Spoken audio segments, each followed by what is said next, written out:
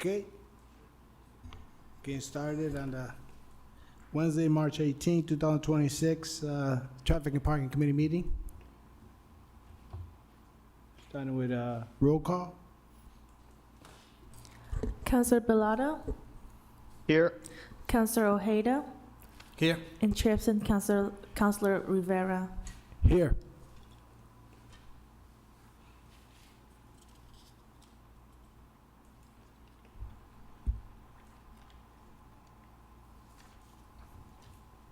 To the chair, would you like me to read item 1A? Please. Thank you. So 1A, virtual attendee calling information pursuant to Chapter 20 of the Acts of 2021, and in order to ensure active public engagement, the City of Worcester currently allows for both in-person and remote participation at all City Council and Standing Committee meetings. To partake in the meeting, you may attend the meeting in person at City Hall. You can join the link via Zoom or call in. So the link can be found on our website, and for the call-in number, you can call 646-828-7666, and the access code is 161-411-9888. And we ask that you will, if you're joining via Zoom or if you're calling in, please use the raise hand function when the item that you want to speak on is being heard. On Zoom, you can just use the raise hand button, and if you are dialing in with the phone number, you can raise your hand by dialing *9. Thank you, Chairperson. Thank you. Approval of minutes. Order the day. That the City Council Standing Committee of Traffic and Parking hereby approves the minute of Traffic and Parking Committee meeting of February 25th, 2026. Roll call. Councilor Bellata, Yes. Councilor Ojeda, Yes. and Chairperson Councilor Rivera. Yes. All right, we're starting with 3A, handicap and parking petitions. We got Brenda Lee, Clander Soto requests installation of a handicap parking space in front of 152 Beacon Street. Chairman? Mr. Chair, so this location is actually within a winter parking ban zone. We spoke with the petitioner, and they were interested in having it located outside of the zone, so we're recommending that the item be held and re-advertised for across the street at 151 Beacon Street. Is there anybody here to speak on this item? No, todavía no. No. Any council want to speak on this item? No. We have anybody online to speak on this item? To the chair, there's no one raising their hands on Zoom. All right, so we're gonna hold roll call. Councilor Bellata, Yes. Councilor Ojeda, Yes. and Chairperson Councilor Rivera. Yes. All right, we have B. Teresa Sayas requests installation of a handicap parking space in front of 9 North Ashland Street. Commissioner Raleigh.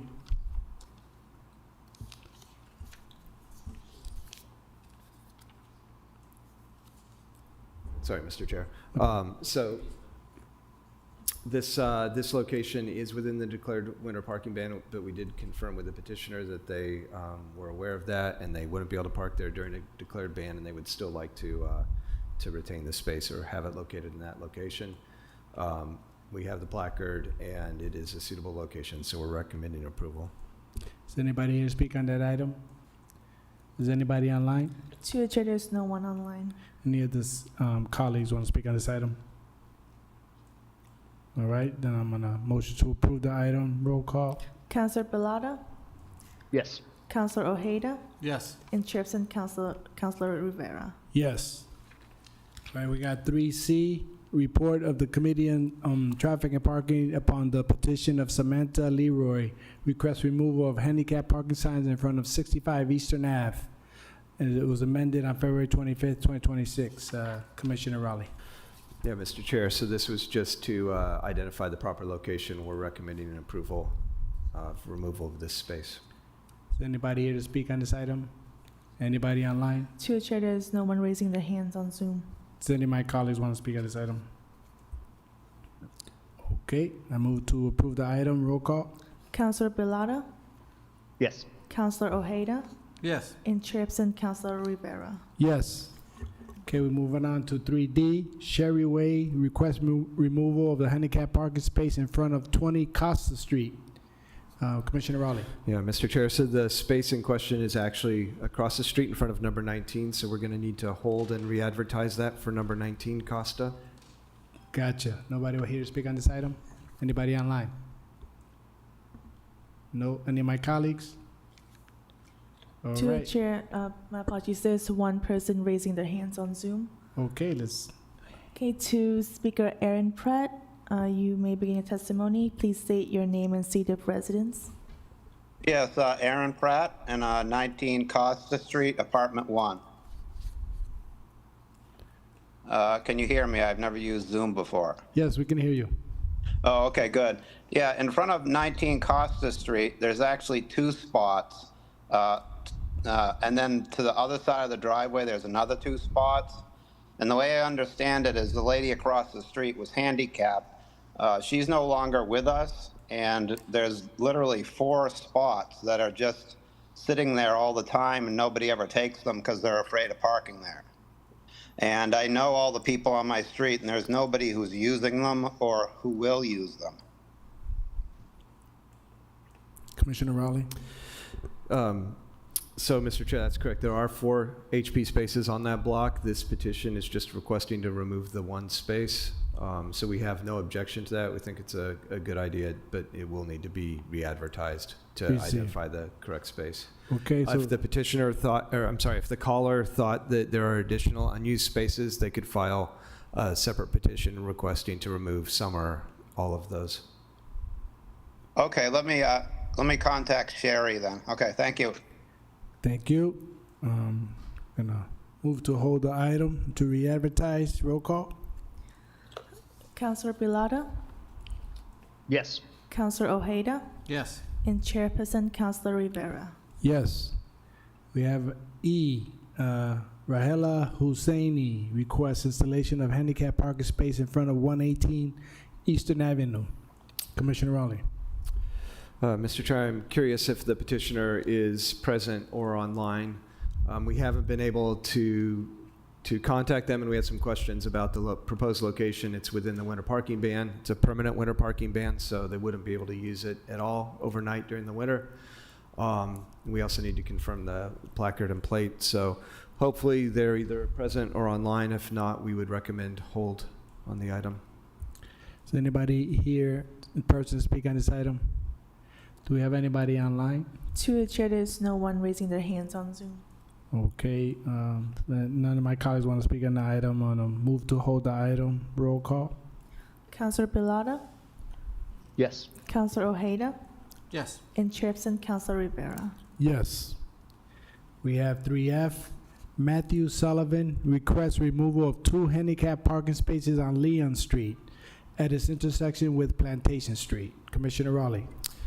Mr. Chair, there are 2 designated HP spaces at this location. This petition is just to remove 1 of those. We recommend approval if there's no objection expressed. Is anybody here to speak on this item? Anybody online? To the chair, there's no one raising their hands on Zoom. Any of my colleagues want to speak on this item? No. Okay, we're going to move to approve the item. Roll call. Councilor Pilata, Yes.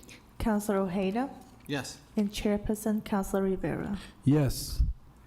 All right, we have 3G.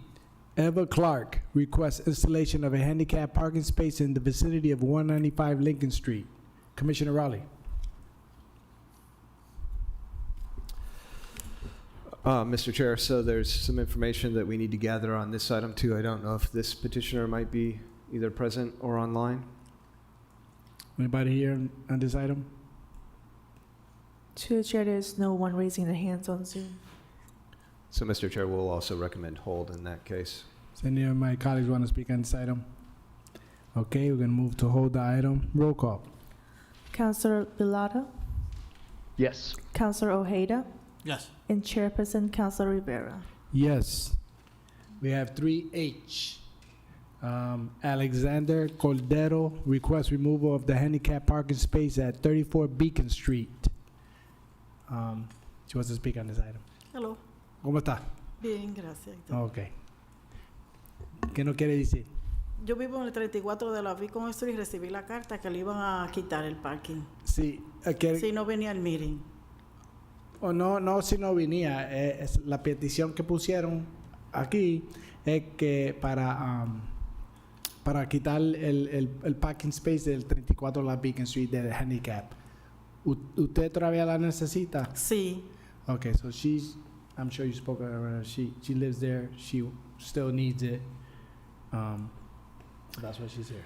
So, Mr. Chair, there are, presently, there's 2 handicap parking spaces at this location. This petition proposes to remove 1. So I Okay. think we have a couple of options here. One option is we could move forward with the proposal to remove 1 space, leaving the other space still available. If we think that there might be some question as to whether 1 is enough spaces, we could hold this item for 1 meeting, and that would give us the opportunity. As I understand it, the person who was using the second recently moved out, so there hasn't been a lot of time to really understand whether there might be someone else using this space. So para que pueda entender, estamos recomendando que quiten uno de los espacios de handicap y dejar el otro. So Oh. será para usted. Ajá. ¿Está de acuerdo de eso? Porque Sí, pues la señora se mudó de ahí. sí, eso es lo que nos dieron, la señora se mudó. Ujú. So, vamos a aprobar la petición para quitar un espacio, no los dos. Ok, ¿Ok? ok. Gracias. Okay. Muchas gracias. So I just let her know that we're going to approve the item as is to take 1 handicap parking sign. She did confirm that the other person left, and she's okay with that. Yeah. Okay? Okay? We're going to approve to, we're going to move to approve the item. Roll call. Counselor Pilata, Yes. Counselor Ojeda, Yes. and Chairperson Counselor Rivera. Yes. All right. We have 3I. Lisette Alce Batista requests installation of a handicap parking space in front of 77 Merrifield Street. Commissioner Riley. Mr. Chair, so this, at this particular location, there isn't presently handicap parking signs, but it is legally a handicap parking space. It was ordained as such at some point prior to 2009, and that was never rescinded, so it still is legally an HP space, but there's no signs there. So doesn't require a new ordinance. Our recommendation is to file the petition, and then you could consider a chair's order requesting installation of the signage that's missing. That's exactly what we'll do. I'm sure there's nobody here speaking on this item. Nobody online? To the chair, there's no one raising their hands on All Zoom. right, since it's ordained, I'm gonna put a chairman order to get the sign put up as soon as possible. Roll call. Counselor Pilata, Oh, no, I'm gonna file the petition, sorry. Go ahead. Counselor Pilata, Yes. Counselor Rivera, and Chairperson Counselor Ojeda, and Chairperson Counselor Rivera. Yes. Okay. We're moving to 3J. Asmin Michael requests handicap parking space in front of 53 Raymond Street be relocated to across the street in front of 54 Raymond Street. Commissioner Raleigh. Yeah, Mr. Chair, we've actually heard a similar item several times over the past few months. At the January meeting, this committee recommended creating a second HP space at 53 Raymond. That was recently ordained by the City Council. It has not been installed yet, so we think it's premature to relocate something that hasn't been installed yet. Furthermore, across the street at 54 would be within the winter ban. Therefore, we're recommending that this item be filed. Okay, you here to speak on this item? Yeah, I'm good. Go ahead, sir, please. Thank you. Yeah. You can speak on the item. Oh, I thought you wanted to speak. No, on- as long as they're just gonna file it, because I was concerned that it was gonna be on 54 and Oh, yeah, yeah, With no, the no, no. meeting. No, we're gonna move to file it. Nobody else here to speak on the item? Nobody online? To the chair, there's no one raising their hands on Zoom. All right, we're gonna move forward to file the item. Roll call. thank you, Ca- sirs. Enjoy your day now. Counselor Pilata, Yes. Counselor Ojeda, Yes. and Chairperson Counselor Rivera. Yes. All right, we got 3K. Frank Kafour requests installation of a handicap parking space in front of 188 Austin Street. Commissioner Raleigh. Mr. Chair, This is another one where we'd like to speak to the petitioner. We've tried to reach out and have been unable to reach them. I don't know if they're present or online, but there's some questions about the location and the existing parking that is present on site currently. Is there anybody here to speak on this item? Anybody online? To the chair, there's no one raising their hands on Zoom. Does any of my colleagues want to speak on this item? Okay, then I'm gonna move forward to hold the item. Roll call. Councilor Bilata, Yes. Councilor Ojeda, Yes. and Chairperson Councilor Rivera. Yes. All right, we have 3L, Linda Predeville, request installation of a handicap parking space across from 4 Gate Street. Commissioner Raleigh. Mr. Chair, we do have the necessary paperwork on this. It's a multifamily residential building that has limited on-site parking. It's a suitable location, so we do recommend approval. Anybody here to speak on this item? Anybody online? To the chair, there's no one raising their hands on Zoom. Does any of my colleagues want to speak on this item? Okay, gonna move to approve the item. Roll call. Councilor Bilata, Yes. Councilor Ojeda, Yes. and Chairperson Councilor Rivera. Yes. All right, we're moving on to number 4, crosswalk and lighted crosswalk system petitions. 4A, Keith Linares requests installation of additional crosswalks on Highland Street in the vicinity of Doherty Memorial High School located at 299 Highland Street. Commissioner Raleigh. Mr. Chair, as you're aware, the city has a project that we're working on to improve Highland Street as well as Newton Square in this area. As part of that, the pedestrian accommodations, including crosswalks, will be improved in terms of the safety of them with curb extensions and rapid flashing beacons. So this is a case where the petition just sort of crossed paths with the project. So the good news is these things are being incorporated into the design. I think if the committee wanted to, I think it'd certainly be appropriate to approve an order requesting that improved pedestrian accommodations become part of that project. What was that last part you said again? The committee could, if you wanted to, approve an order requesting improved pedestrian accommodations as part of the upcoming Highland Street reconstruction project. Yes, definitely. Does anybody here want to speak on this item? Any of my colleagues want to speak on this item? To the chair, we do have one person raising their hands on Zoom. All right. To Speaker Natalie Gibson, please state your name and city of residence, and you can begin your testimony. Hello, I'm in my car, so if I lose you, I'm sorry. Thank you for stating that there's going to be some pedestrian improvements with the new Highland Street redesign. My only concern is that current crosswalk where we have the new left turn pocket into Doherty. So instead of just waiting for the redesign to happen, whenever that may be, is it possible that we can get that crosswalk be repainted this year so that it is safer for people to cross?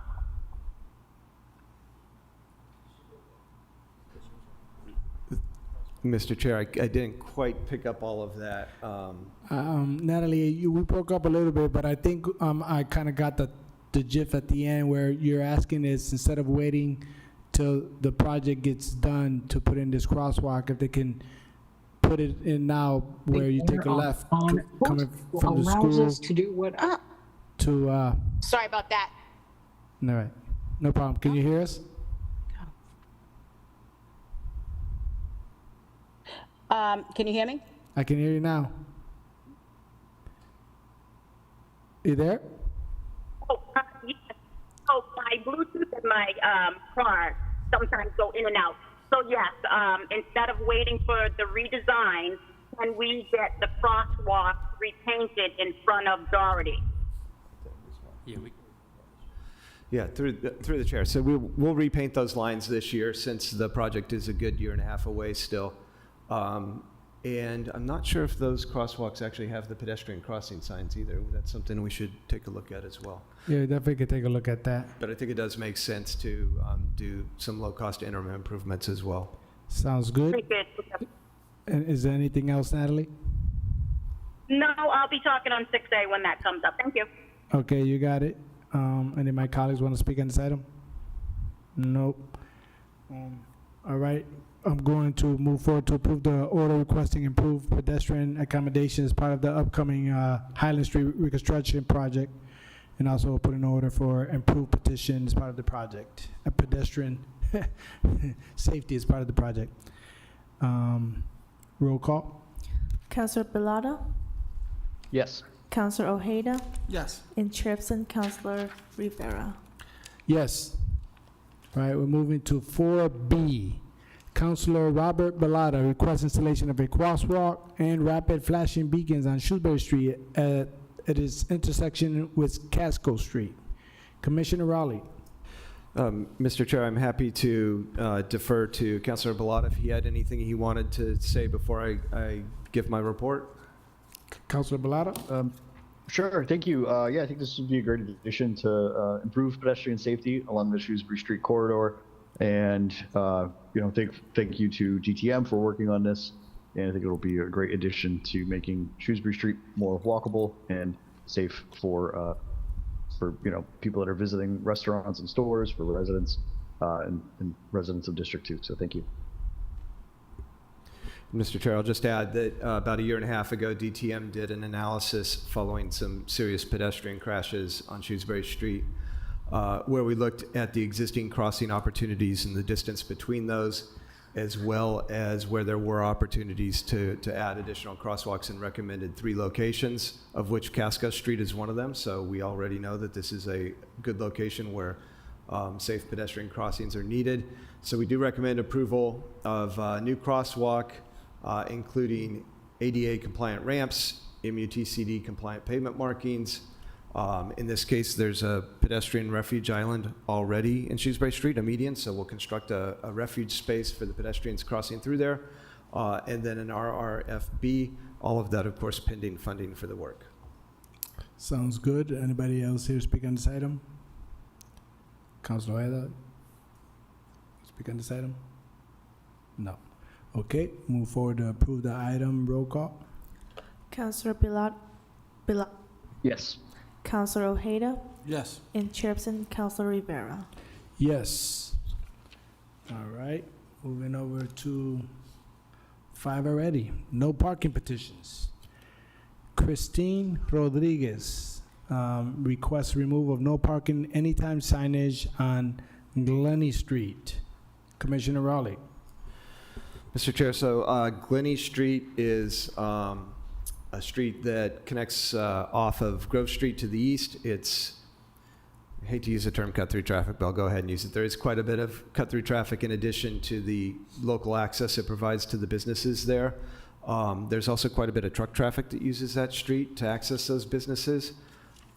Presently, parking is allowed along most of the south and east curb line, but it's prohibited along the north and west curb line.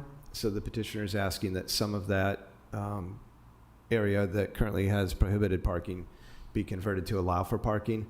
Unfortunately, in this case, the curb-to-curb width of the street is only 35 feet, and given the traffic that uses that street, and in particular the truck traffic, that's not enough width to then accommodate the 2 travel lanes that are needed. So there really isn't an opportunity to provide more parking on the opposite side of the street. So therefore, our recommendation is to file this item. Is anybody else here to speak on this item? Come on up, please, and get your name and city residence. Joey Dio. No. This one? Yeah. Gerard Dio, actually, 34 Glenny, that's the address of the business. Where I live? 42 Berwick, sorry, in Worcester. 2 years ago, I was before the council petitioning for no parking signs because we had 2 elderly members try to go around the trucks that were parked, and they get into accidents. So that's I came forward to get those no parking signs just within the limits of our property, which is 34 Glenny Street. I get my numbers mixed up. No problem. So I would vote against it, Gotcha. okay? Understand. Because I don't want to run into this problem again. Yeah. with people getting hurt. My members, when they go to the credit, it's the fire department credit union. Well, at the moment right now is an ordinance of no parking, so, you know, that's, you know, that's where it looks like it's gonna stand, Okay, all right? so I'm gonna keep those no parking. Yes, sir. Thank you. You're very welcome. Anybody else online? To the chair, there's no one raising their hands on Zoom. Does any of my colleagues want to speak on this item? All right, and move to file the item, roll call. Counselor Pilata, Yes. Counselor Ojeda. Yes. And Chairperson Counselor Rivera. Yes. All right, we have 5B. Councilor Robert Bellata requests installation of crosswalk and rapid flashing beacons on Shrewsbury Street. Oh, we did that already? Casco Street. Yeah, sorry. That was 5. Did it backwards or something? Aha. That 5B. Lillian Soto Cruz and Pedro Cruz request installation of no parking anytime signage from 7 a.m. to 4:30 p.m. Monday through Friday in front of 3 Thayer Street. Commissioner Raleigh. Mr. Chair, so in this case, the petitioner is requesting that a small no parking zone be created in front of that address just during daytime hours, 7 a.m. to 4:30 p.m., to provide access to a home childcare facility that they have on site. So that'll provide the ability for drop-off as well as a van to provide safe access for children who are attending it. We do recommend approval. Is anybody here to speak on that item? Is anybody online? To the chair, there's no one raising their hands on Zoom. Does any of my colleagues want to speak on this item? Okay, if not, move to approve the item. Roll call. Counselor Pilata, Yes. Counselor Ojeda, Yes. and Chairperson Counselor Rivera. Yes. We have 5C. Aníbal Correa requests installation of no parking anytime signage in front of 21 Lodi Street. Commissioner Raleigh. Mr. Chair, I'm interested in hearing from the petitioner if she is present or online on this item. So Lodi Street is an area that there is quite a bit of parking demand.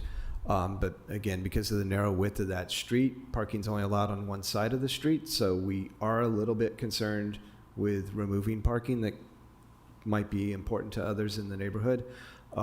This is a portion of the city that does get impacted during events at Polar Park and baseball games, so that might be part of the issue here. There may be some other tools like residential parking zones that could be employed in that case. So don't have a specific recommendation until we hear a little bit more from the petitioner, but happy to pause now and see if she's online. Gotcha. To the chair, the petitioner is on Zoom. If you'd like to recognize her. Okay. Hello, please state your name and state your presence, and you may begin your testimony. Might sound awful, but I'm a guy. And I apologize. No problem. So we just bought this house here in Lodi Street, just the beginning of the end of last year, and we began a lot of people parking in front that go to the stadium, whether it's the stadium or we got people blocking the driveway. We actually have to call a lot, the non-emergency line just to get some people out. And then the snowstorm, like with the snow, it was actually a pretty nightmare because people over here don't really shovel their spots and people get blocked in. So now their cars get stuck and they just sit there the whole winter time in front of our driveway. In front of our house, blocking, and it's in front of the house and stuff. So I do have a autistic brother who, I care for and stuff like that. So, having that spot there, would definitely be helpful. But other than, the winter storm, we just had, parking with that and, blocking the driveway and all the guests, since, we are in front of Polar Park. There is a big parking lot that is not being utilized, that is next door, that can be used for parking, that no one has used in the past couple, I don't know, since we've been here. Nobody parks there, and it's a big empty lot that the city is not using. So, there is parking, just nobody is doing anything about it. Even in winter storms, people could be parking there, using that empty lot for parking when the winter storms come. But these people are being plowed in to the streets, and that parking lot is not being utilized. It's just sitting there, So just people blocking our driveway, and residents who don't even live there parking their cars sitting for weeks on end, and just having trouble getting out and finding parking is why I requested, since we just bought the house up here in Worcester, coming from Lowell, Massachusetts. Yeah. Thank you, Anibal. No problem. Commissioner Raleigh? Mr. Chair, so, having heard that testimony, I think there's a couple of different options here. They've requested to prohibit parking in front of the entire frontage of the house. That's one option.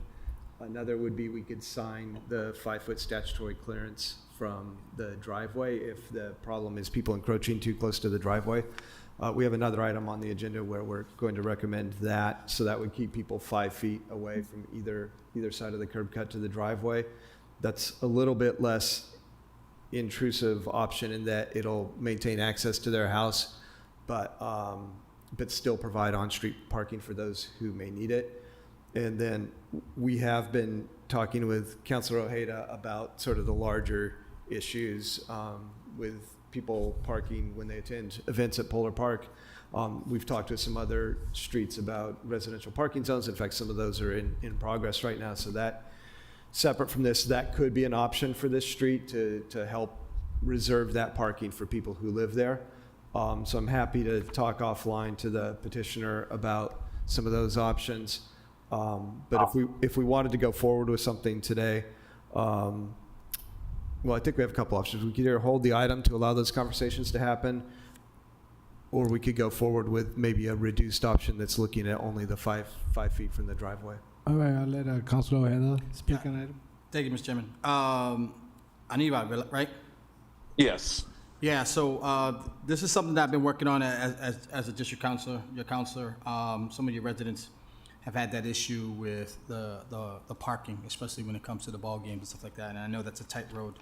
So that's something that we've been working on and trying to identify, like the commissioner said, resident parking. So I think it would probably be best to hold this item and try to find out what's the best way to support you in what you're dealing with as well. But we also want to tie your street into the other streets that we're working on, just so we can take care of everybody in the neighborhood, so everybody, it's cohesive all the way through. Are you okay with that?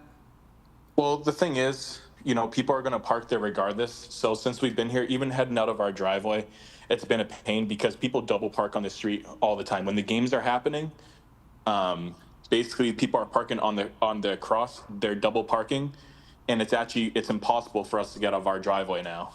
So having that spot in front of our house, to be fair, it'd be nice since, we own the house. It'd be nice, to have that parking spot to basically pivot out, because people are double parking, and, no matter what, nobody comes. It happens every single day. It's just nearly impossible to find a solution when people are just going to keep on doing it no matter what.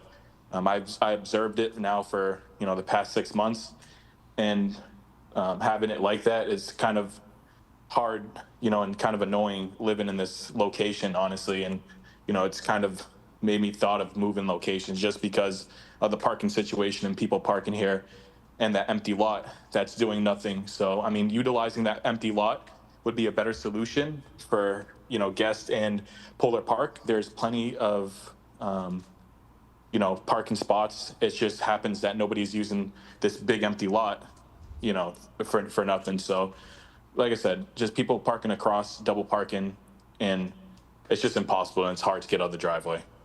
Or, I definitely agree with you, and that's something that we'll definitely look into.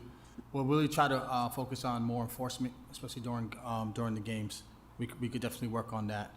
But like I said, I do agree with you on that. I just want to make sure we try to support you the best way we can, with as many possibilities that we have, so we can have the right fit for you and then everybody else.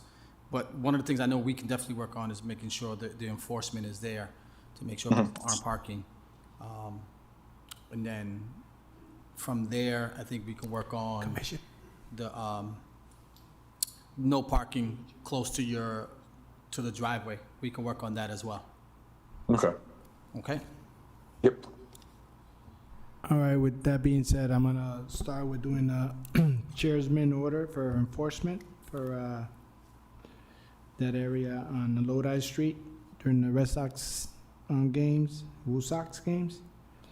And then I'm gonna move forward at the moment to just hold the item, roll call. Counselor Pilata, No. Counselor Ojeda, I'm sorry, just a point of order. We're holding the item. So we want to hold the item, Yeah. but did we say that do we have to put a new request in for no parking from here to the corner? I mean, to protect the space by the driveway? Through the chair, so that could be done through a chair's order. Since it's a statutory prohibition, doesn't require an ordinance. So if we did want to go ahead and approve the no parking signs 5 feet either side of the driveway, that's something you could request through a chair's order tonight. Okay, Definitely. all right, let's do that. And then what are we moving forward with right now? Just so I have a better understanding. So, through the chair, my understanding is that the proposal was to hold the item to allow opportunities to speak further with the petitioner as well as other residents on Lodi Street about kind of more comprehensive solutions like a residential parking permit zone, those types of things that may be Okay. And maybe then more globally effective than just what we're able to do tonight. And then in the meantime, I'll do the chairman order we'll do for the 2 orders for enforcement and then the. no parking. From to, okay. We already perfect. did the Oh. chairman order. Alternatively, the item could be filed if you're satisfied that the driveway parking restriction signs and the other chair's order regarding enforcement satisfactorily address this petition. That doesn't mean we wouldn't continue to work with the residents in that neighborhood on a potential residential parking zone, which would be a separate petition. Got it. So either way Through could the- work. Okay.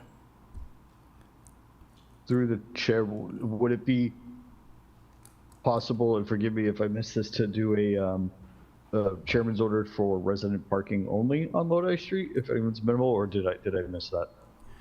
Through the chair, so that requires an ordinance change, so that does need to be a separate petition. I see. Okay, thank you.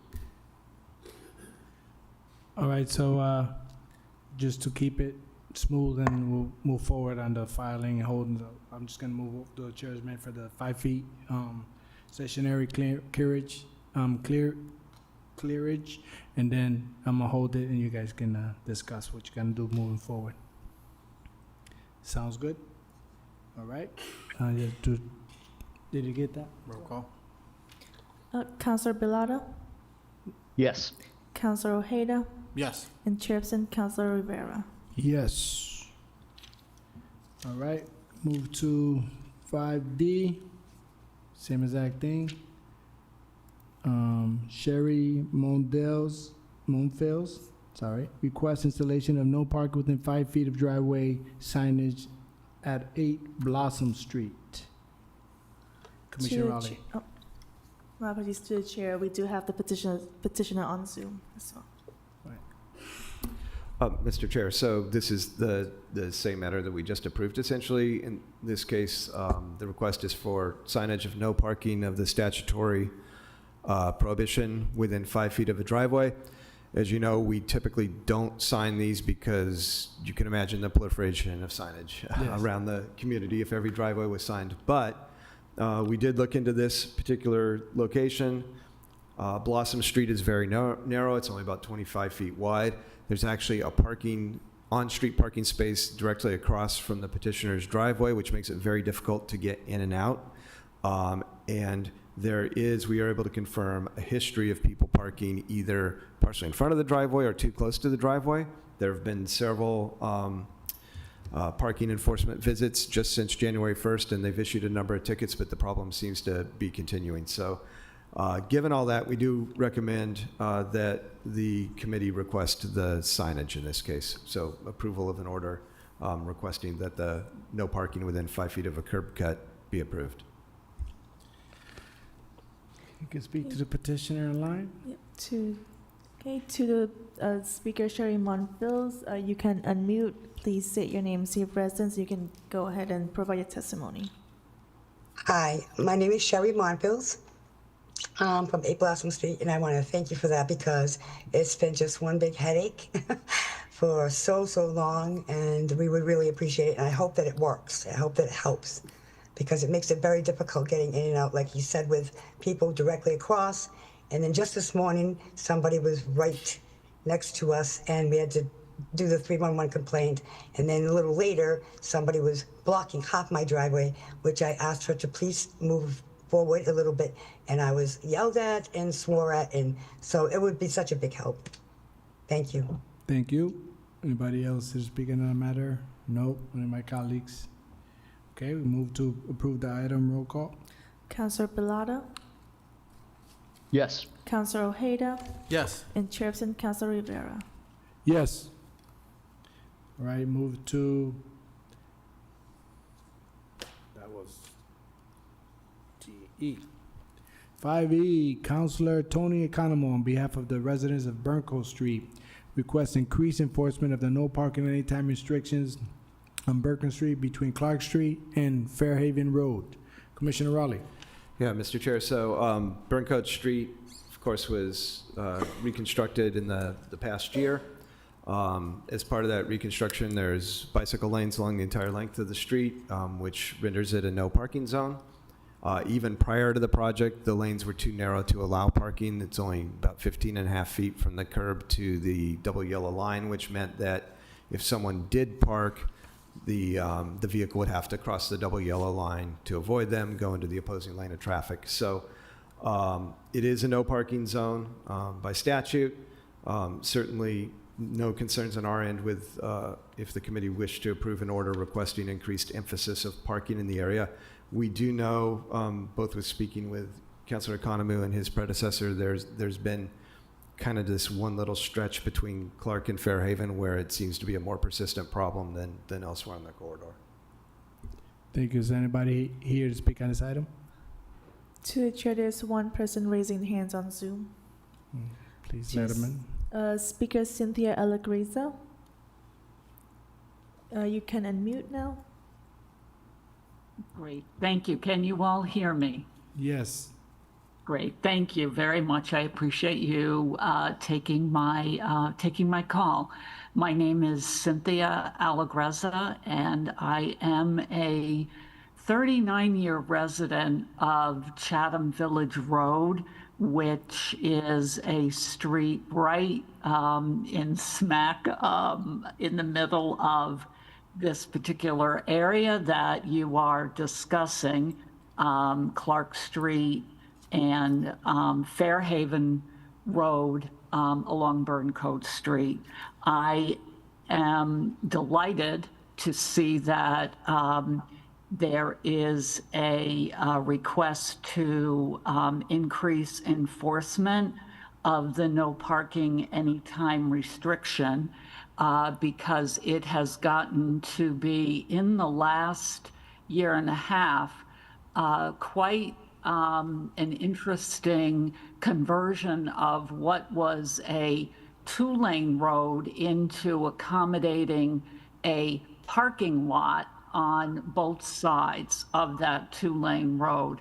And where I live on the corner of Chatham Village Road and Burncoat Street. So I am privy to looking at several cars that are parked overnight right on Burncoat Street, which is something, as I indicated, I have been here for more than 3 decades.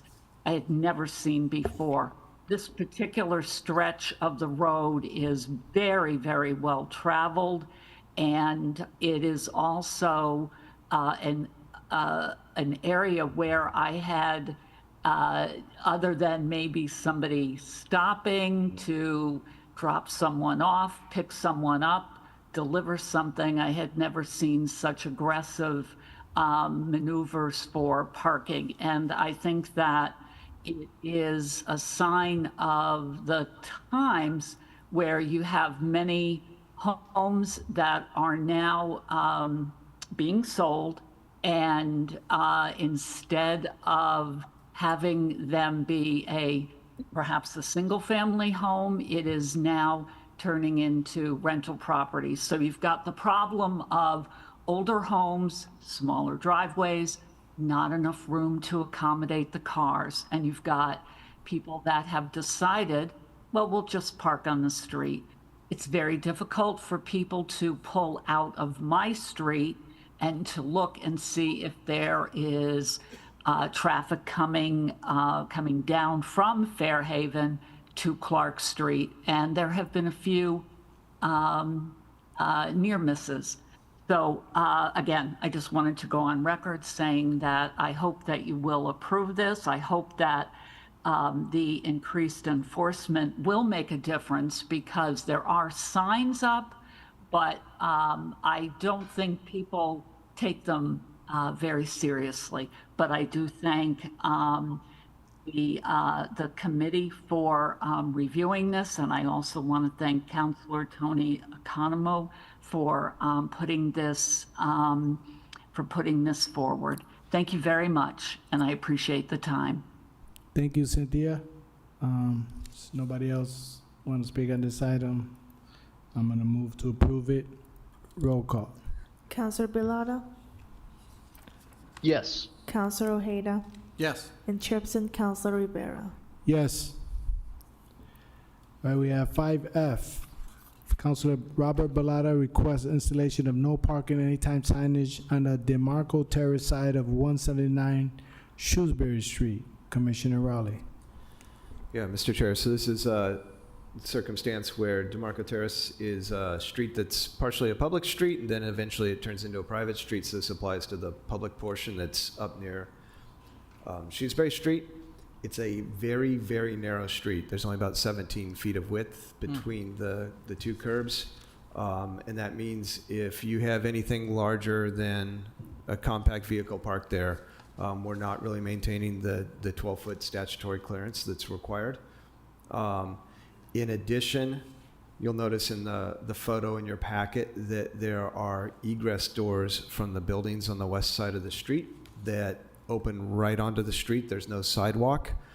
So when vehicles are parked in front of those doors, it actually blocks the egress and in one case the handicap access to the building, which is not only just problematic, but it's a code violation for the buildings then in that case too. So really needs to be, parking needs to be prohibited along that frontage of the building.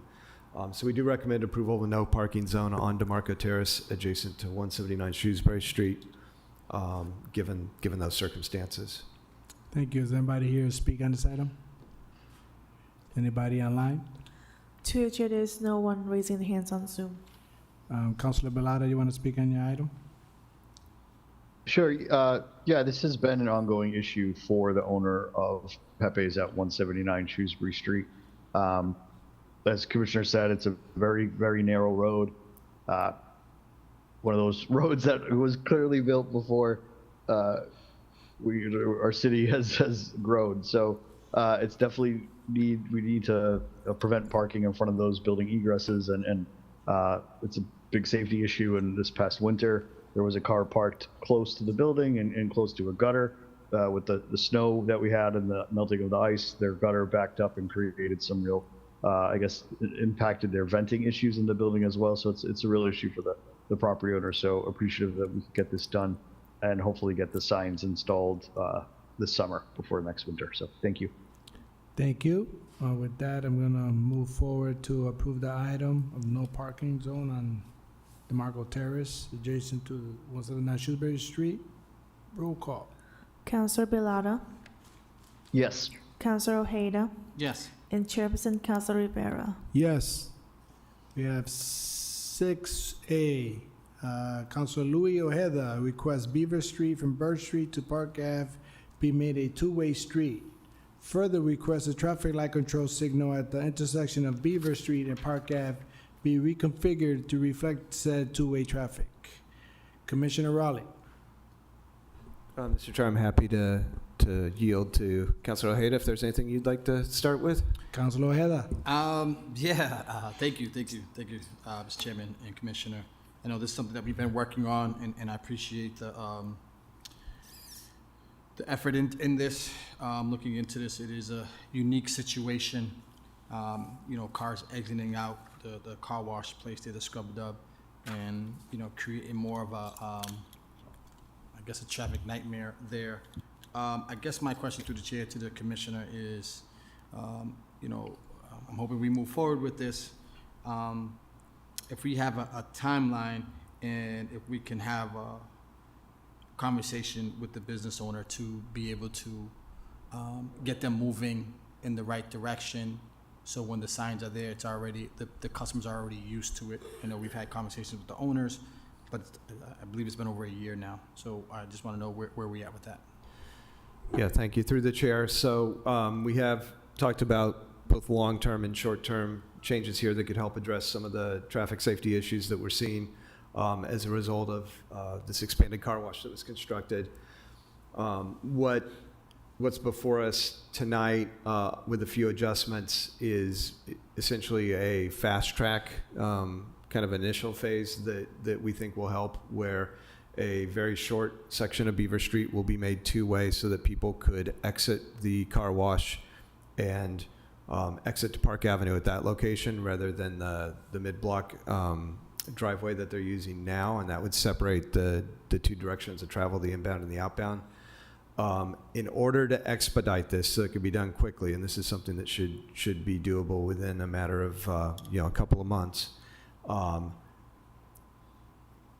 me back up. Longer term, we know that the intersection needs to be reconstructed and reconfigured. That's a significant project, so it involves considerable design work, funding for those improvements, new traffic signal equipment, realigning Lovell Street on the opposite side. So that's, it's on our radar. That's obviously something that doesn't happen overnight. So that's how we came to this interim solution, which can be implemented quickly. So in this case, it would be implemented with a stop sign control. So that little short section of Beaver Street would just have a stop sign installed on it, and turns would need to be restricted to right turn only so that they don't conflict with the traffic signal that is just off to the south there. So I agree. We want to re-engage the owners who were cooperative when we spoke with them last year. I'm recommending that this item be held for just one meeting so that we can add the other elements that are necessary at the same time.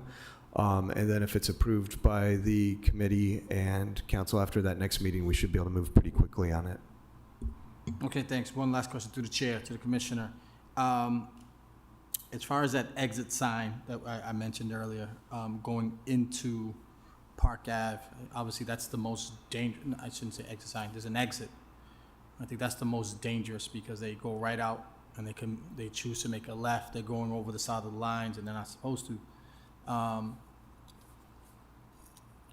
Is there something that on our end as a city, because it's on their property, do we put a sign or do we ask them? Or is it part of the enforcement on them to do it? We want to be good neighbors here at the same time. We don't want to enforce too much, but the safety is really, really an issue. I believe there's been a couple car accidents where cars have been flipped over due to that intersection. Through the chair, yeah. So essentially the problem is that driveway comes out right in the middle of the intersection. It's not on one side or the other. It literally is in the intersection. So when vehicles are exiting, they don't know what signal indications everyone else has.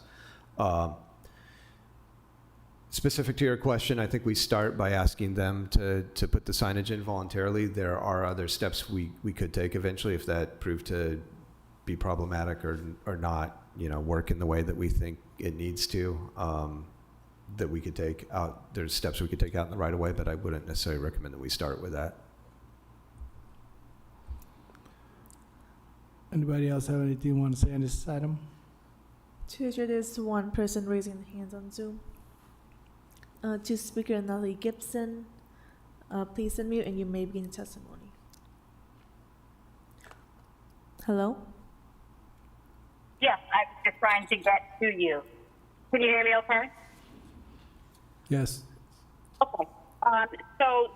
Thank you so much, Councilor Ojeda, for bringing this up, because I have mentioned this many times in different neighborhood meetings. So I don't know if you guys are also aware that on this car wash, if you're looking at it on Google Earth, so I would say the side that is on Beaver Street, so you have the cars that are over there drying and pre-washing, post-washing, whatever it is that they're doing, and also vacuuming. So there are actually cars that are leaving that area there and then going around the front of the building to get to the line. So they're even going across the exit for the car wash to get into the line to go into the car wash. So I don't know if you guys know that that is also happening. So that's also been a source of issues as well when those cars are crossing the front of or the end of the car wash when people are coming out, when they're about to get onto Park Ave. But also there has been some near misses with cars that are coming off of Park Ave and making the right or the left, doesn't matter which way you're coming on Park Ave. There's also been some near misses because cars are also coming from that direction. So in my personal opinion, and I know, we only have so much we can kind of request of this car wash owner, but it should be coming out of that car wash, you're exiting it, and complete right turn only in their little driveway there. And then you go out on the side to Beaver Street, where it will then be the stop sign that you mentioned. Yeah, Natalie, thank you. Appreciate you calling in. And yes, that's something that we were. That's the idea. The original idea is making sure they come out that way. I think it's to your point as well, is we got to have the conversation again with the owners to understand the flow of traffic within that little parking lot area.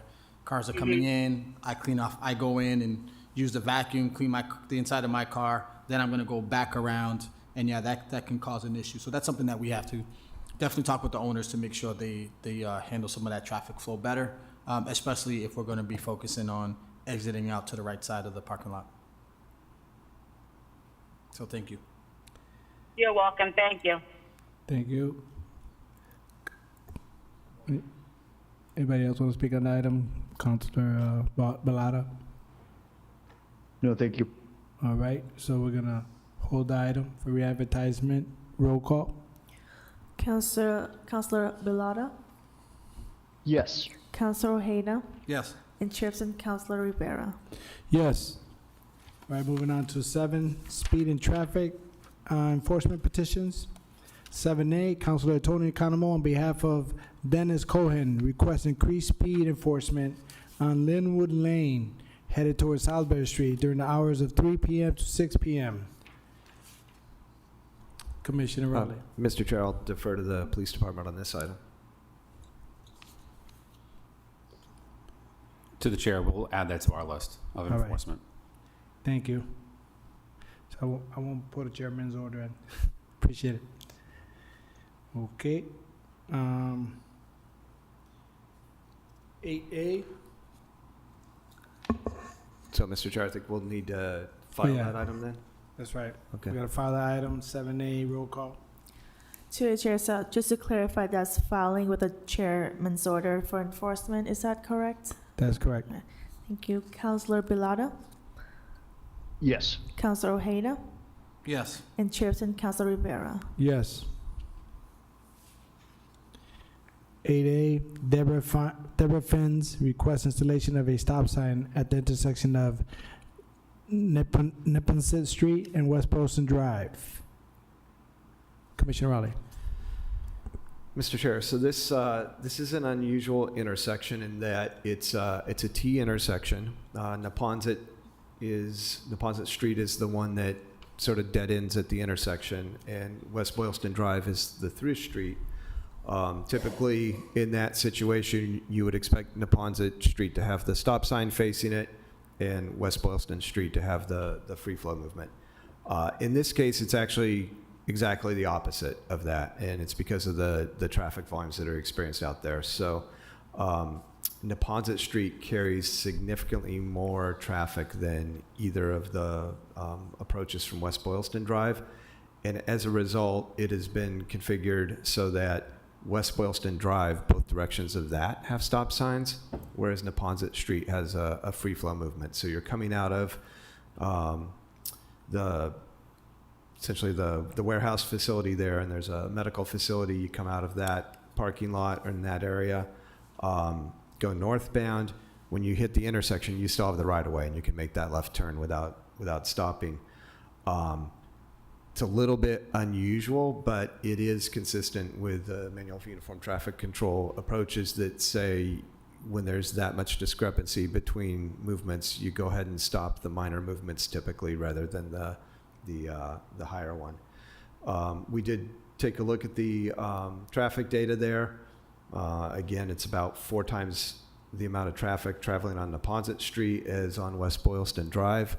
A lot of truck traffic as well, so one concern we would have about stopping the Neponset Street approach is that unless there's a compelling reason to do it, then you're creating a lot of stops and starts for these trucks, which is noisy, creates air pollution, all sorts of things like that. We did evaluate the crash history. There's only been 1 crash at the intersection over the last 5 years, so it has a good history in terms of safety, despite the less common traffic control approach. And that crash was not related to anything that would be addressed by adding the stop sign to the Neponset Street approach. So, given those aspects, given that it has been operating without issue, we would recommend leaving it the way it is and filing the item. Does anybody else want to speak on this item? Anybody online? To the chair, there's no one raising their hands on Zoom. Does any of my colleagues want to speak on the item? Okay, then move to file the item. Roll call. Councilor Bilada, Yes. Councilor Ojeda, Yes. and Chairperson Councilor Rivera. Yes. We have 8B, Councilor Kendi Merrill Carlson requests installation of a stop sign at the corner of Sherrook Ave and Lakeview Street. Commissioner Rowley. Yeah, Mr. Chair, so this item was held from the last meeting, just in interest of looking at whether there was any other arrangement of traffic control here that might make sense. As I had reported last time, in the past year, stop signs were installed on the side street on Lakeview Street, which is by far the minor approach here. So it's actually a private street that's fairly lightly traveled, and Sherbrooke is the free flow movement. That is in accordance with the requirements of the MUTCD, so it is signed appropriately. My understanding of the concerns here are that they relate to speeding on Sherbrooke Street. We did install speed humps on Sherbrooke Street in the last year.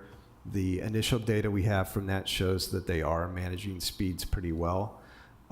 If there is a desire to improve that further, we could look at the potential to install an additional speed hump further down to the south on the street. But assuming that's the issue we're trying to solve here, that's really the right way to address it. So we recommend file on this item.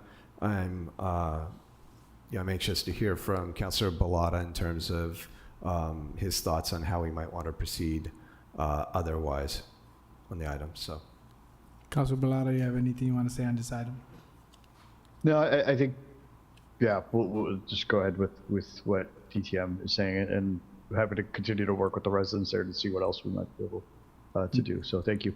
Thank you. Anybody here speaking this item? Anybody online? To the chair, there's no one raising hands on Zoom. Okay, we're going to move forward to file the item. Roll call. Councilor Bilada, Yes. Councilor Ojeda, Yes. and Chairperson Councilor Rivera. Yes. Okay, we're off to 8C. Councilor Jenny Pasillo, request installation of a four-way stop sign at the intersection of Westbrook Road and Kennicott Road. Commissioner Raleigh. Yeah, Mr. Chair, I would recommend we also take the next item, item D at the same time. It's the 8D. same petition. Councilor Tony Economo, on behalf of the residents of Saxon Road, requests installation of four-way stop signage at the intersection of Westbrook Road and Kennicott Road. Commissioner Raleigh. Thank you. So this is an intersection that we've talked about a few times now over the years, and there was a similar petition, I want to say 2 or 3 years ago. And at the time we did a warrant analysis, it doesn't meet the warrants in terms of traffic volumes or crashes that are typically used to justify an always stop control intersection.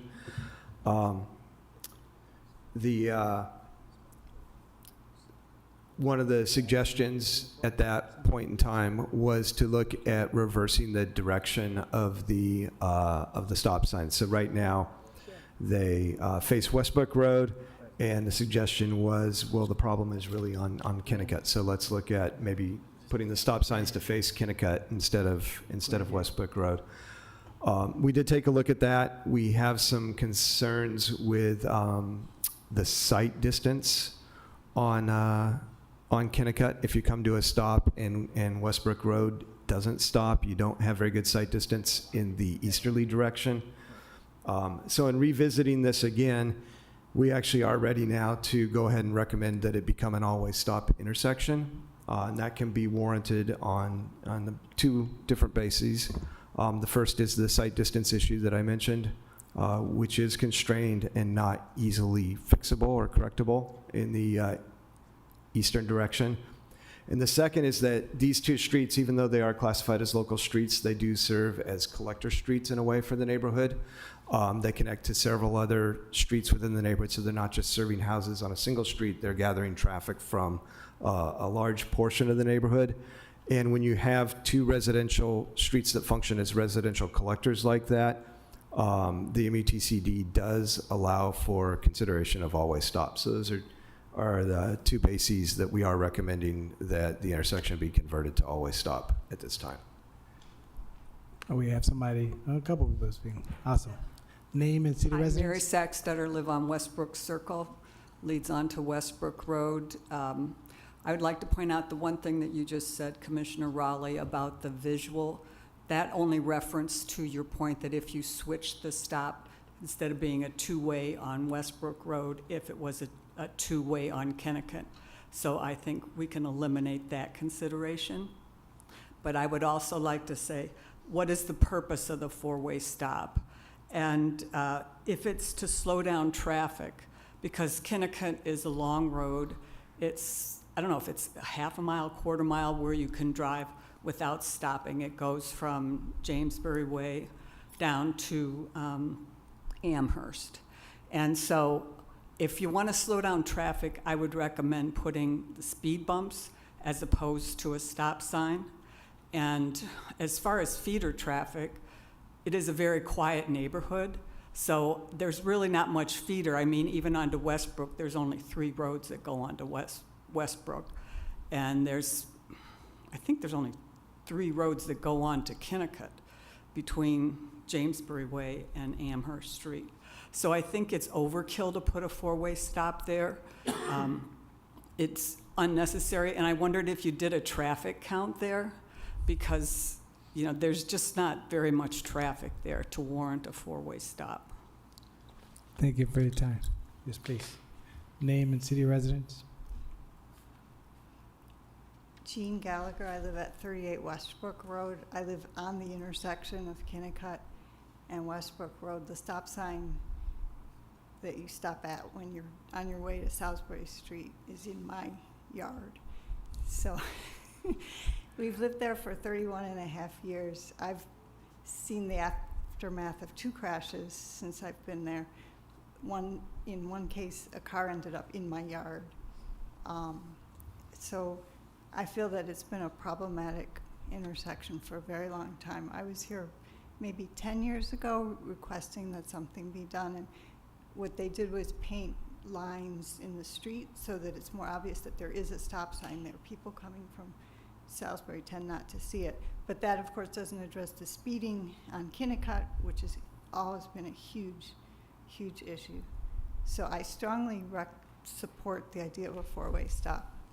I think that would be more effective than speed bumps, because the visual difficulties at that intersection would not be affected in any way by a speed bump.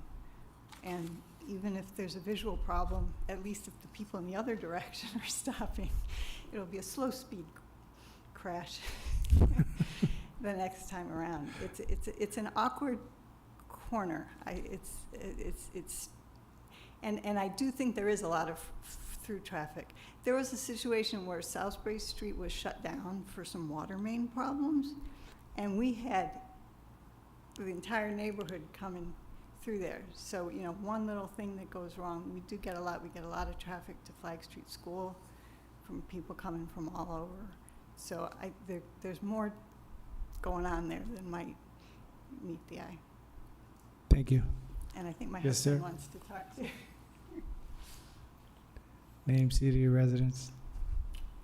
Yeah, my name's Paul Gallagher. I live Oh, at okay. the corner of Yeah. Westbrook and Kinnicott as well. I think part of the problem is, once you turn off Amherst and get on Kinnicott, and now you're going up to the Beth Israel Temple, from Amherst to Westbrook is about, I would estimate, a third of a mile.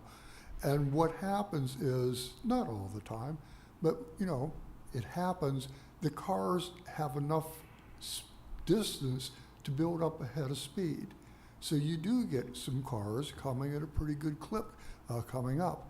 I don't think that speed bumps would address the issue as well as a four-way stop sign. I very much think that the four-way stop sign is a great idea and is very much needed. A stop sign makes you stop. And a speed bump is going to slow people down if they're aware that it's coming up. But if it's, you know, some kid who's really not familiar with the neighborhood, zooming up the street, they just don't know what's going to be there. So Yeah. I really, really think the four-way stop sign is needed. Like my wife said, in the years we've been there, we have had some pretty serious accidents. Not only is the stop sign in our yard, but on one of the accidents, one of the cars ended up in our yard. So there is an issue. And just for clarification, a stop sign is supposed to make you stop. Yes. Anybody else want to speak online? To the chair, we do have two people raising their hands on Zoom. The first speaker, Mary Sullivan, I will unmute you now. Hello? Yes, can you hear me? Yes. Hello? Yes. Okay, sure. Yes, I agree with the Gallaghers. I think the four-way stop is definitely needed. Kinnicott's a speedway. I would also say it's a very busy neighborhood. It's a cut-through from Richmond over to Salisbury Street. And anytime there's construction or something going on in Salisbury, or there was a year or so ago on Fenwick, there was nonstop cars cutting through. So it's very busy. There's lots of walkers. There's lots of kids. So I would be in favor of the four-way stop. Thank you, Mary. And to this next speaker, Janet Perni Balabanis, I will unmute you now. Hi, I'm Janet Perni Balabanis. I'm at 13 Westbrook Road. I've been kind of listening to all of this, and I guess I probably could have put my hand down, but I've lived here only 5 years, but I don't see the traffic. I don't see a need for a four-way stop. If there's been 2 accidents in 10 years, I don't know. I'm trying to understand the need, so I'm kind of been listening into all this, and I go through that. And yeah, we've had some people that have come through when we had the water main break or some one-offs here and there. But on a day-to-day basis, night, day, I'm home and I use that road, and I never have anybody really going by once in a while. So I apologize and feel bad for the people that live on Kennebuck Road, that I really didn't see it, but I'm being educated here. I'm on the fence. I don't really know if there's a need for consistent everyday use. But that's just my opinion.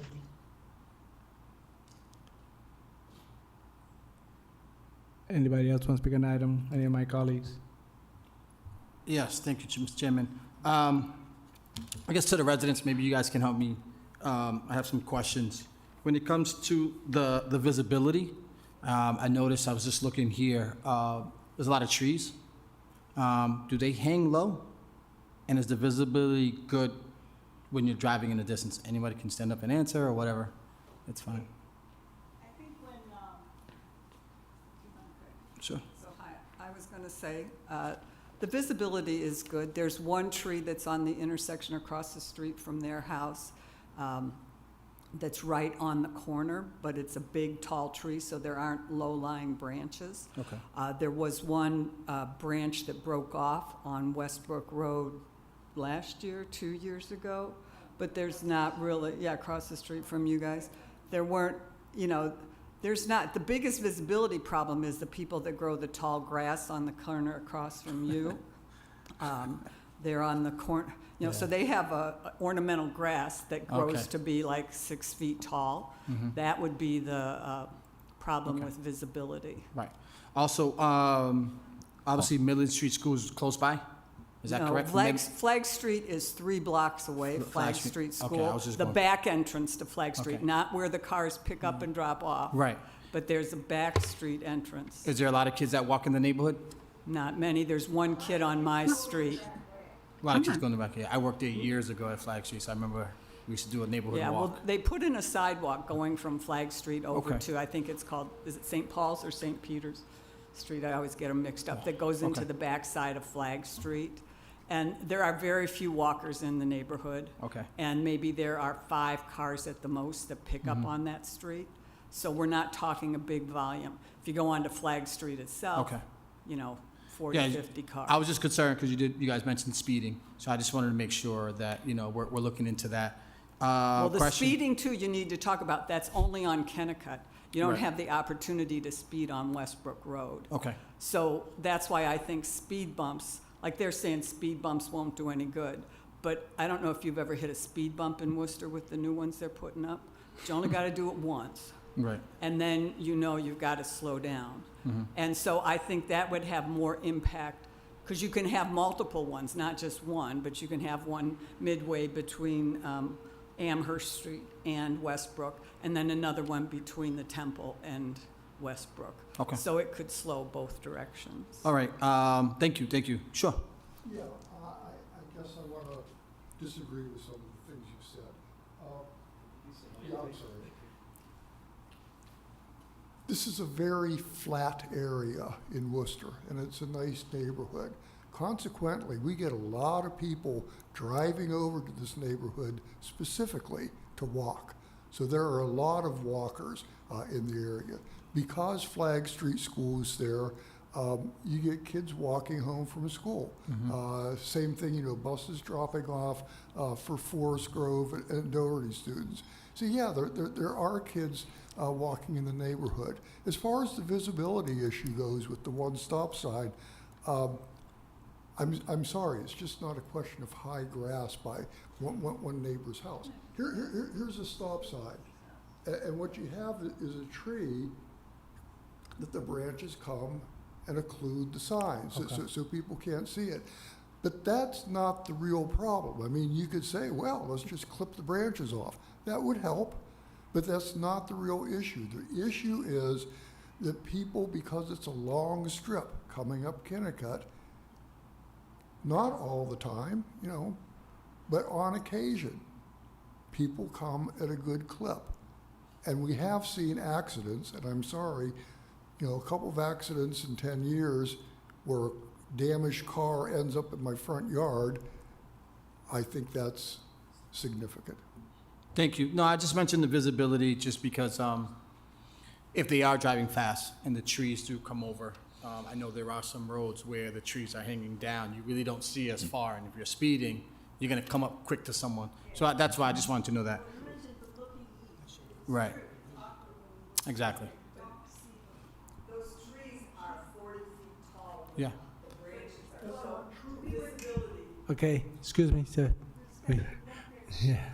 I think everybody, we had a lot of testimony on this item. Not only that, we have 2 city councilors who have petitioned for this because they're hearing it from a lot of the neighbors. So we, through the study that Department of Transportation Mobility did, we're gonna move to approve the items, but we're gonna do it in because we combined C and D. I'm gonna approve Jenny Priscilla's item, and I'm gonna file Tony Khan's item because it's the same thing. Just one quick question sure, to the chair, sure, to the commissioner. You know, you and I have, we're working on a lot throughout the city, throughout our district, District 4. Is there any, just throwing it out there, since the residents are here, is there anything we could do for signage? As far as, you know, speeding, and, you know, kids walking or kids in the neighborhood? I know we've changed some of those, you know, things, but also any other type of calming measures that we can put in play. Yeah, through the chair. So a lot of the signage techniques that were used historically have fallen out of favor and actually aren't allowed anymore because they were proven to be ineffective. And I do want to take the opportunity to note that while putting an always stop in this location will have some effect on the flow of traffic through there, it's not specifically a speed control measure. The manual of uniform traffic control devices is very specific that the intent of stop signs is to control traffic safely at the intersection. It's not to slow traffic down. So we do want to look at things like traffic calming to address speeding. So speed humps would be an option. One thing that we haven't done a lot of in Worcester, in fact, I don't think we've done any, is neighborhood traffic circles, which are a way to slow traffic as they proceed through an intersection where it doesn't require them to stop. In this case, we did take a quick look at that, and there's some utility conflicts that really preclude doing something like that. So that's not really an option here. I think with or without stop signs on the street, it probably does make sense to think about this in the future for speed humps if speeding continues to be a persistent problem. But in this case, really, the always stop, the idea behind it is to address the sight distance limitation in the eastern direction. And then also just to recognize that these are 2 streets of a little bit higher traffic carrying connectivity nature than most of the streets in the neighborhood. So by introducing that always stop, it kind of sets that as the expectation that these are 2 more major streets. It's the same thing as just down the road at Amherst Street, where there's also a 4-way stop. And also we can let the other resident know that even though there'll be this 4 stop sign, you can still request a speed hump or speed bump for the street as well. So we're going to roll call. To chair, so just to clarify, the motion will be to approve 8C and place 8D on file. That is correct. Thank you. Councilor Bilada? Yes. Councilor Ojeda? Yes. And Chairperson Councilor Rivera? Yes.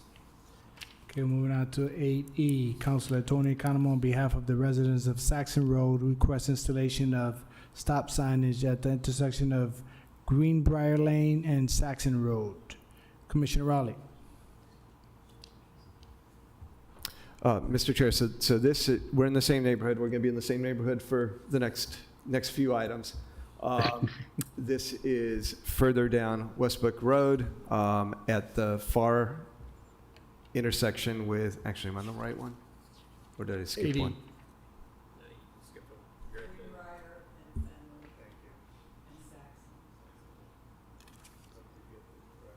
Right, yeah. Did I skip one? Yeah. Okay, good. I did have the right one.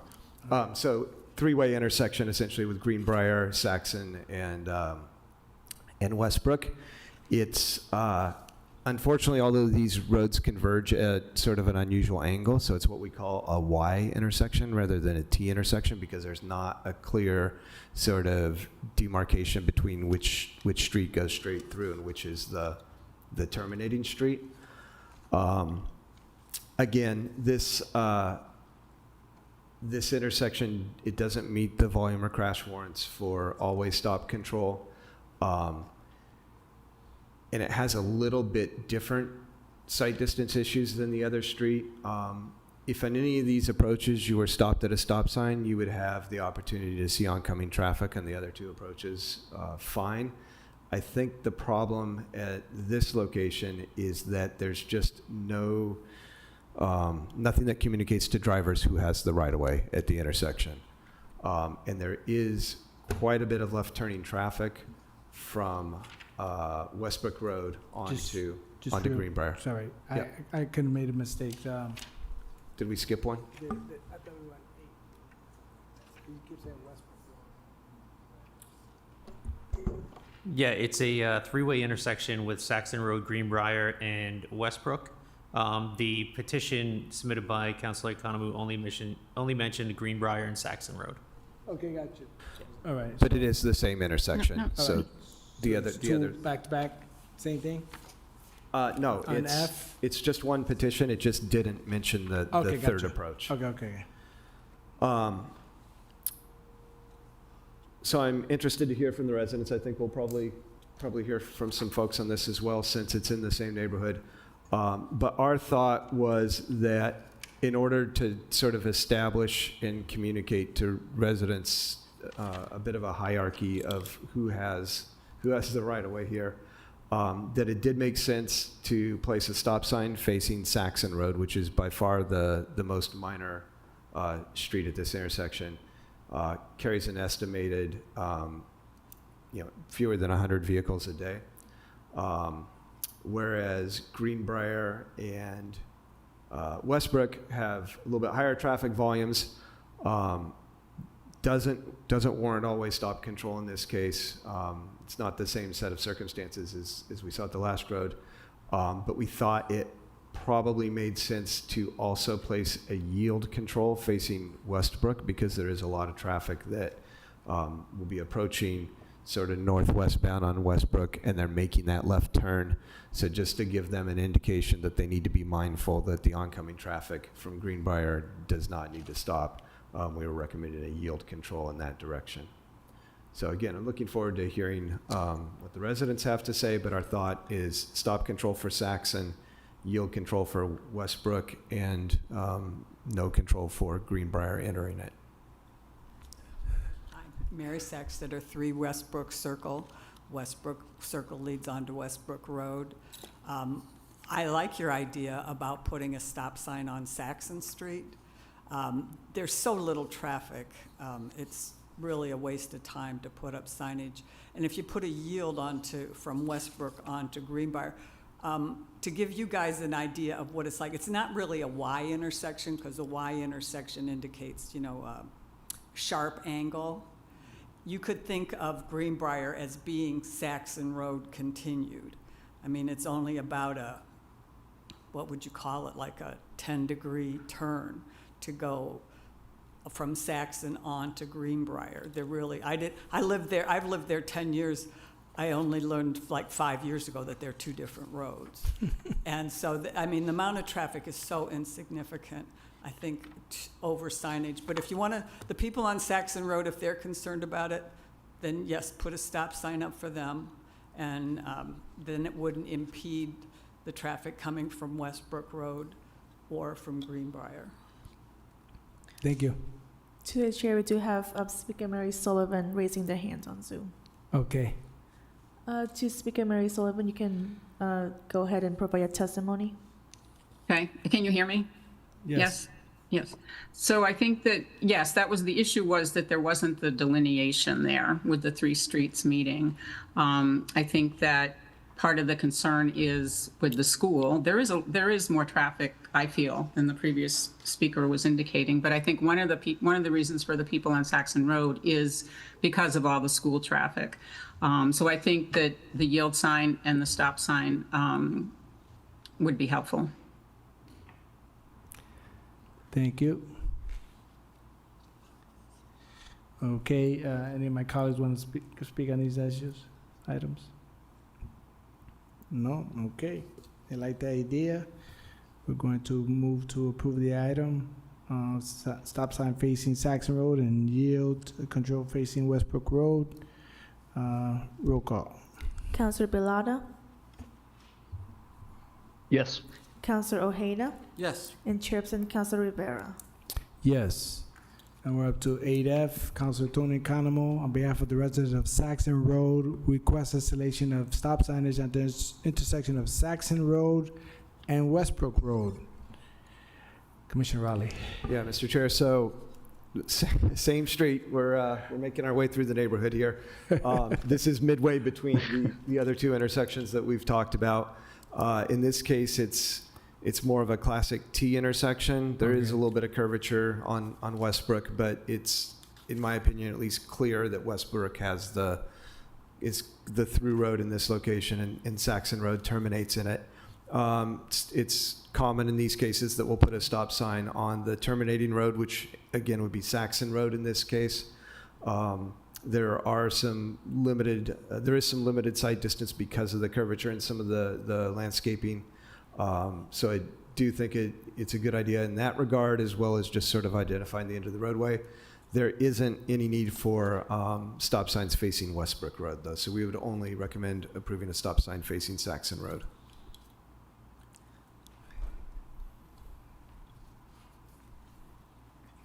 Mary Saxtetter, Westbrook Circle.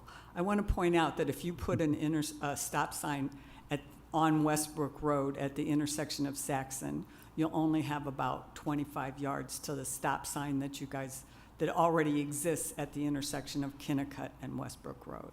So it's like you would only drive like 10 seconds and you'd have to stop again.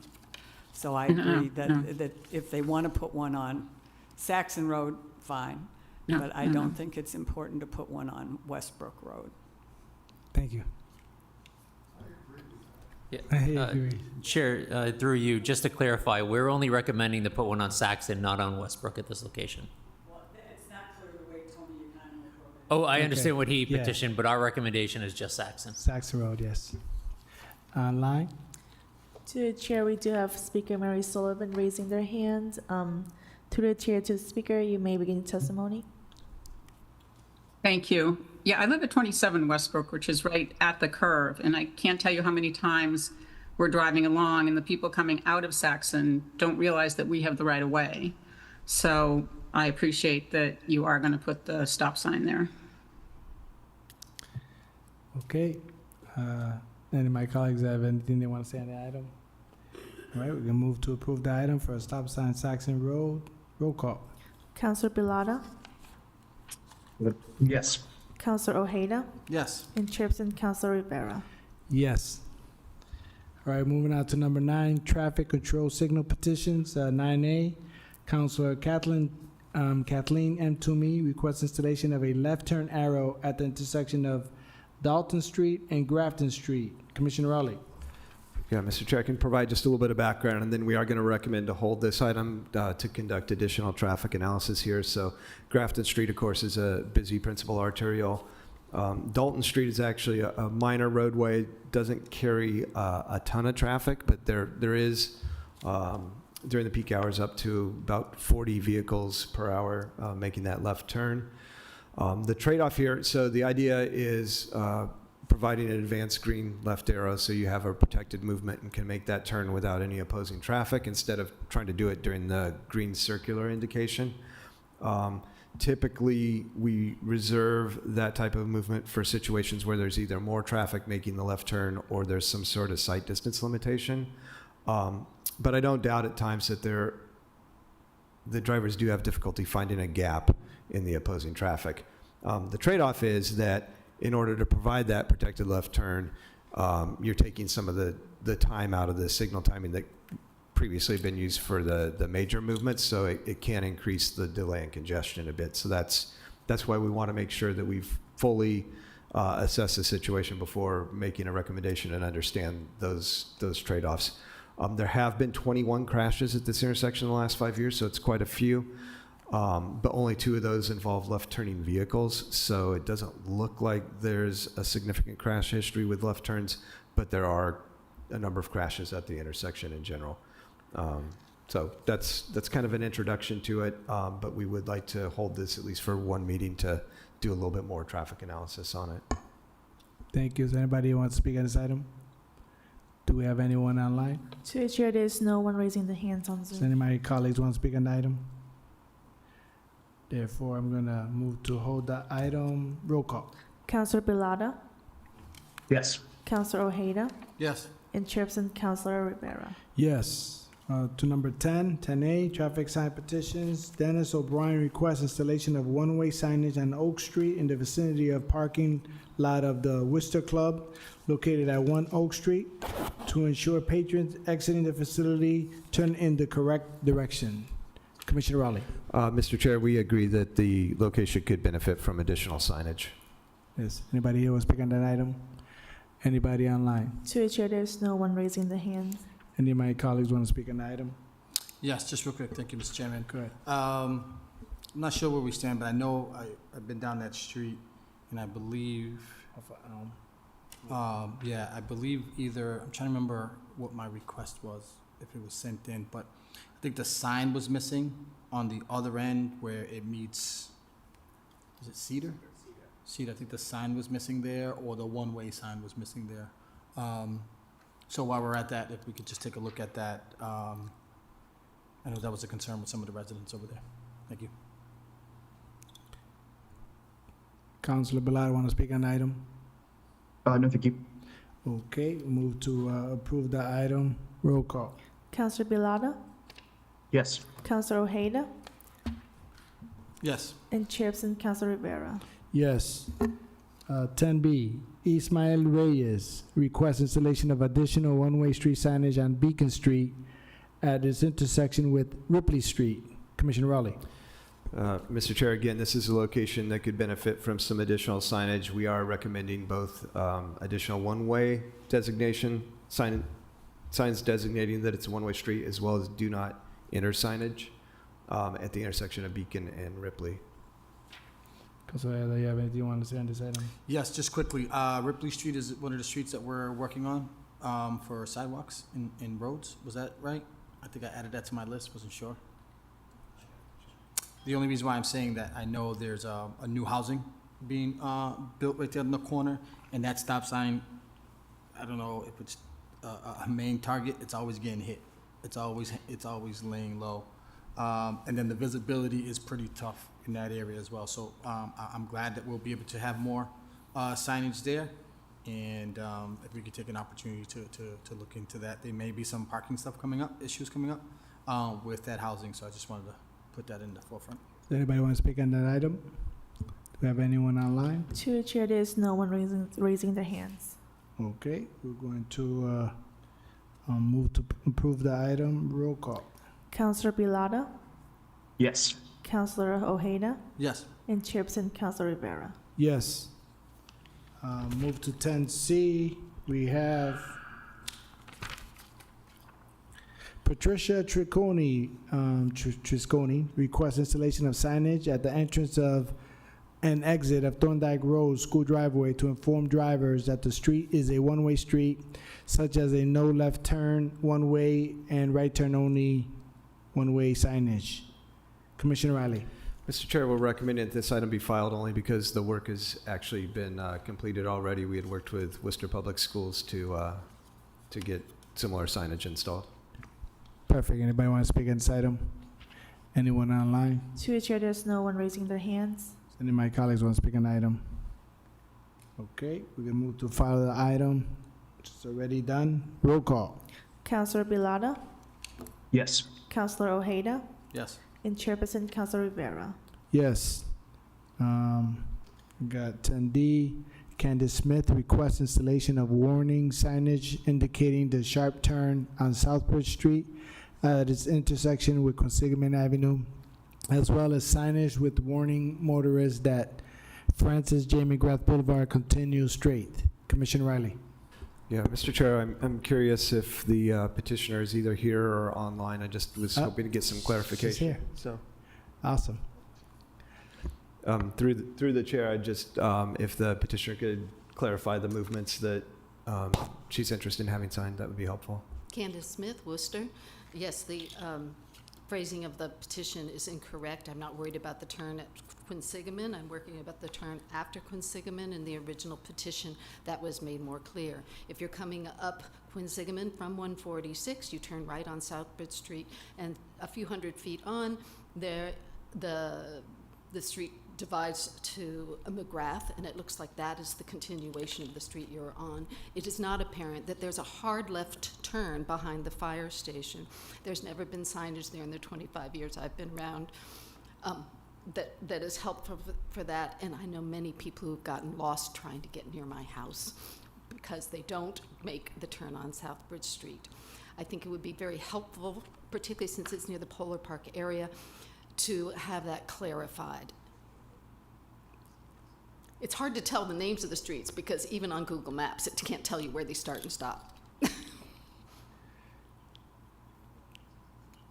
Thank you. Let's see if they have any questions for you. Yeah, Mr. Chair, so that's what we presumed the thank petition sought, and we do recommend directional signage to differentiate between the path for Southbridge Street and the path for Francis J. McGrath Boulevard be installed in advance of that intersection. Good. All right. Thank you. You have anyone online? To the chair, there's no one raising their hand.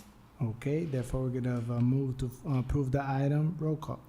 Councilor Bilada, Yes. Councilor Ojeda, Yes. and Chairperson Councilor Rivera. Yes. We have 11 miscellaneous, just a petition of Brendan McPhee requests installation of traffic barricades in front of 1025 Millbury Street. Commissioner Raleigh. Mr. Chair, if Mr. McPhee's here, I'm also interested in hearing a little bit more about the issues that are being experienced at this location before making a recommendation. To the chair, I believe the petitioner is on Zoom. They're raising their hands, so would you go ahead and allow them to speak? Thank you. Hello? Good evening, everyone. Can you hear me? Yes. All right. Appreciate the time to speak on this issue. So the issue that I'm having is I'm a resident of Gibbs Street. I come down Lackawanna Avenue every single day. There is a clearly marked no parking directly to the left on Millbury Street that is constantly filled with vehicles. I'm assuming the whole reason it's marked and no parking is to prevent visibility issues while you're exiting Lackawanna Avenue. So the main problem, like I said, constantly vehicles are parked there. I put in numerous requests for, parking enforcement. I understand the city can't be there 24/7 on patrol. So I'm hoping we can install some barriers, maybe Jersey barriers, cones, or poles, something to prevent all these bad actors from constantly parking in this area. The signage for no parking does not work. There's been numerous accidents over there. One of my major concerns is this area is also used for pickup and drop off of school children. While there's vehicles parked in that no parking, you cannot see oncoming traffic coming down Millbury Street when you're exiting Lackawanna Avenue. There's children in the street. There's vehicles stopped on both sides of the street for the bus traffic. And then you have people trying to come down Lackawanna Avenue, cutting in front of the buses. It is a major traffic issue in this area simply because people refuse to not park in that no parking area. It's so bad to the point where now they're parking on the other side of Millbury Street, impeding traffic coming down Millbury Street. So there's vehicles parked directly in the street. So you have vehicles parked in the no parking, parked on the other side of the street while you're trying to exit Lackawanna Avenue. Thank you. We have somebody here who wants to speak on the item. Please come up. Name, city residence. Yeah, Tom Warren, and I live right there at 1025 Millbury Street. I've been there for 25 years, and I've seen a lot of stuff go on. And I agree with Brandon. Something's got to be done before any of these kids get hurt. Those parking signs were put up there so we could have clear view of pulling out of Lock One. And like he says, it's not working because they park there anyway. If they weren't parked there, people coming out of the street there would be able to see. There wouldn't be really a problem. But, I don't know, the school bus comes up, and now instead of stopping at the sidewalk, he comes up and blocks Lock One, all right, and lets the kids out right in the street. People are coming down the hill while the kids are getting off the school bus. That's not good. It's not safe. It's scary. And I could talk about this whole intersection all night long. There's so much going on, really. You could put a stop sign there, four-way stop. I think it needs a traffic light. I really do. There's one right up the street, where you make a left to get on the 146, right? Yeah, that isn't needed as bad as it's needed down here at Lock One. They need to do something, quick. Thank you, But Tom. Oh, 25 years ago, Lock One wasn't busy. But now that street now, it's got just as much traffic or more traffic than, I can't say it's more traffic, but there's a lot of traffic on Lock One where something needs to be done. Thank you for your time, Tom. Commissioner Raleigh. Yeah, thank you, Mr. Chair. So thanks to both speakers. It was helpful to get that first-person account. As we're able to go out and visit a site and you only see what's there when you're present and visiting it. Now we have more tools, so we have lots of satellite imagery, street views, stuff like that. So that gives us more snapshots, but still not able to see everything. So I don't think we had a really good understanding of exactly what is happening out there. So certainly, speed of traffic on Millbury Street's a concern. People we know are driving faster than they should on that corridor, which does complicate turning off of the side street, particularly if someone is parked in an area where they shouldn't be and are impeding the visibility. In this case, the area in question's already been designated no parking, but we're hearing that there's violations that occur at certain times of day. So when the school buses are letting out, I don't know if it's potentially a problem late at night, but that's another factor to think about here. So the specific request is some sort of physical barrier to prevent that. We wouldn't want to put Jersey barriers there. We couldn't because of safety concerns. And typically, for a situation like this, you kind of want to try to address it progressively. So you might start with some additional pavement markings just to highlight to people, hey, this is an area, there's signs here, you're not supposed to park here. Councilor Ojeda, as we've done down on King Street, kind of the next step beyond that is looking at things like flex posts or something like that. There are some adverse aspects of those. Snow clearing becomes more difficult. So you end up tending to get snow accumulation in those areas. So definitely need to think that through. Before we kind of decide on a final approach here, I think there's a couple of things I'd like to do. One is certainly speak with Worcester Public Schools about the school bus and learn more about kind of the decision about where they're dropping kids off and whether there might be some adjustments that are needed there. And then I think we want to also take a look at the existing parking regulations. If people are parking in other locations that are also not safe, I don't want to just put a Band-Aid on one spot and then push them to another location that's unsafe. So I appreciate that this gentleman's been here all night, but I think it does make sense for us to take this input, put some thoughts together in terms of how we might be able to address it in a little bit more comprehensive way, and then have a follow-up conversation at another committee meeting. May I say one thing? Sure, go ahead, Tom. Okay.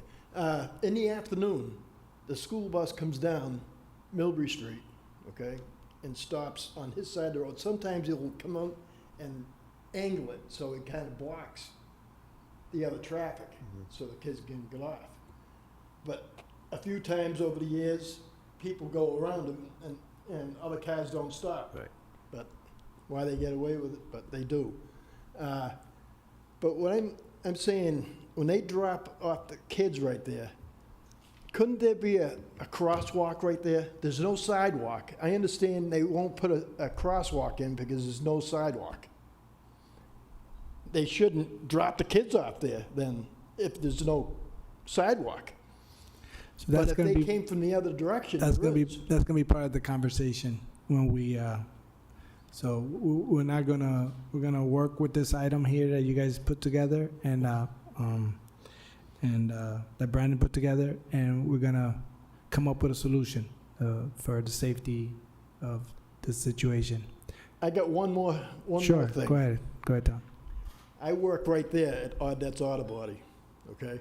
And I live right across the street. And well, sometimes I oversleep. But I'm wondering if there could be a crosswalk there. Because I'll tell you, after years of being there, I've come close to getting hit. People come flying around the corner. It doesn't matter which way. It could be coming from the south end of Millbury Street there. People going north or south. And I gotta kind of look really good to make sure no one's coming. Because it's not like the way it used to be. It used to be just a road that there was no traffic on. But now, Commissioner Rana, you have an answer for Tom on, I just want, through the chair, I just want to make sure I understand where you're requesting a crosswalk. there is a sidewalk on Lackawanna Yep. on the Audette's Auto Body side, okay, but it's short, all right? But I'm wondering if there could be a crosswalk put in from Audette's Auto Body's exit of his parking lot to my driveway. And there's no sidewalk there on either side at that point.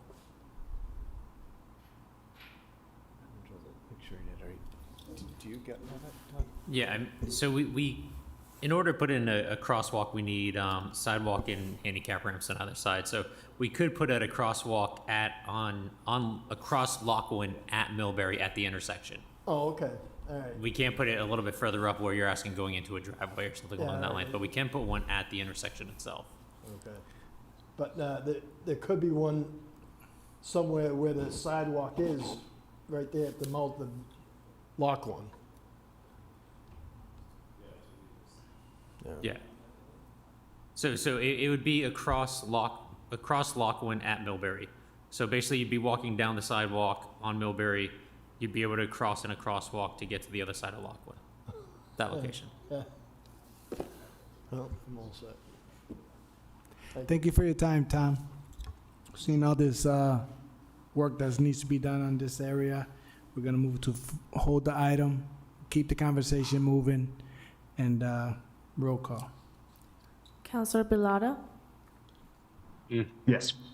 Councilor Ojeda, Yes. and Chairperson Councilor Rivera. Yes.